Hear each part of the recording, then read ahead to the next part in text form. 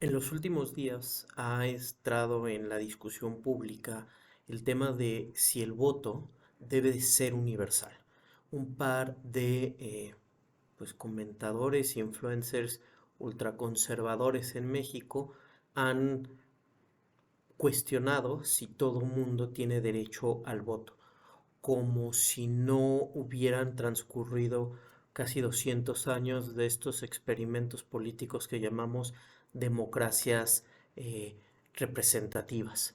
Y también en Estados Unidos ha habido un movimiento que ha buscado o que ha propuesto la eliminación del voto femenino en favor de lo que ellos llaman un voto por familia.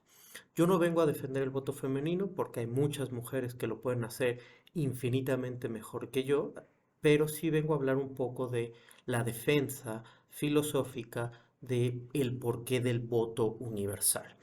Y lo primero que hay que decir al respecto es que el voto universal no es un privilegio. La posibilidad de votar por nuestros representantes y en último caso los miembros del Poder Ejecutivo no es un privilegio para algunos y tampoco es un mecanismo de la selección de un personal o un trabajador como si el Estado fuera una empresa. Tampoco es como el solicitar permiso para poder conducir o para poder ejercer una profesión.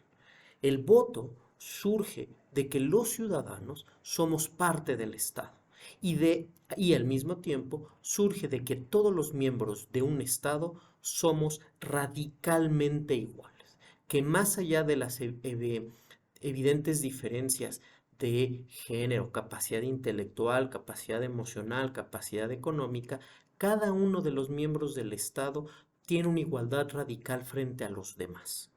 Y en esas dos ideas, en la igualdad radical y en el hecho de que el voto es lo que nos liga a los ciudadanos con el Estado, es que el voto debe ser universal. La historia nos ha mostrado lo que ocurre cuando ese voto no es universal. Hace falta revisar la historia del voto afroamericano en Estados Unidos y ver las trabas tramposas que los estados del sur pusieron al voto durante la época de la Reconstrucción, terminada la Guerra Civil, y durante la época de las reglas Jim Crow, para ver los efectos negativos que tiene en una democracia el que el voto no sea universal. Y es que al momento que garantizamos el voto para todos los miembros de una sociedad, lo que estamos haciendo es que estamos trayendo a la discusión pública los intereses, las preocupaciones y las perspectivas sobre el estado de la nación de todos los miembros del Estado.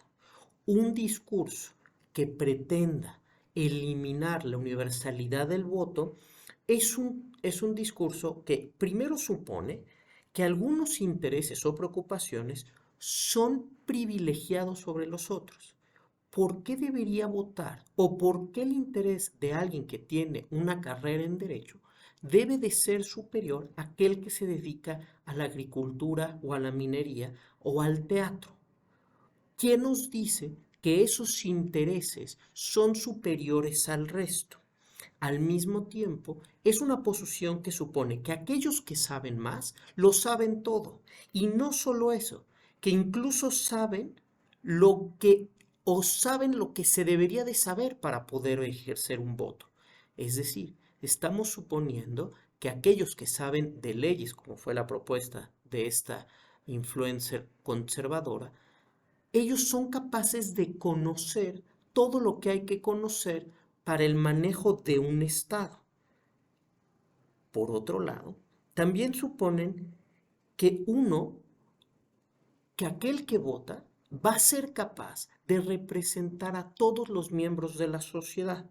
Y eso les daría a estos que saben una superioridad moral e intelectual sobre el resto.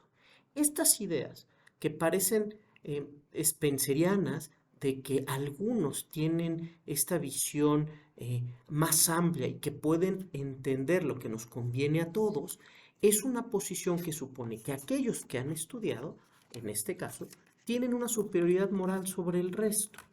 Y la historia nos ha demostrado que eso no es el caso, que aquellos que saben, aquellos que tienen la ciencia y el conocimiento, son capaces de los vicios y crueldades más grandes en la historia.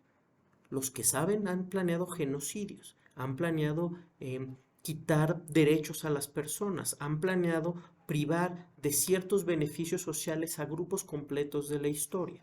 Y lo más preocupante de este tipo de discursos, hoy en boga en los grupos ultraconservadores en México, es que la anulación del voto universal es un pretexto para las dictaduras, porque nos haría falta preguntarnos, ¿quién define quién puede votar? ¿Quién define qué criterios son suficientes para garantizar el que uno puede ejercer su derecho al voto?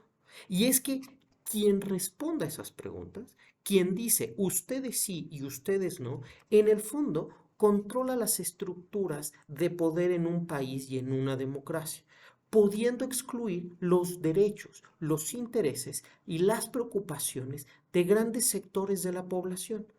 Si el voto dependiera, si decidir quién puede votar dependiera de mí, claramente yo elegiría aquellos que son más afines a mí, más cercanos a mí y que tomarían decisiones en favor de mi grupo, excluyendo, discriminando, incluso eliminando a aquellos que se oponen a mis intereses.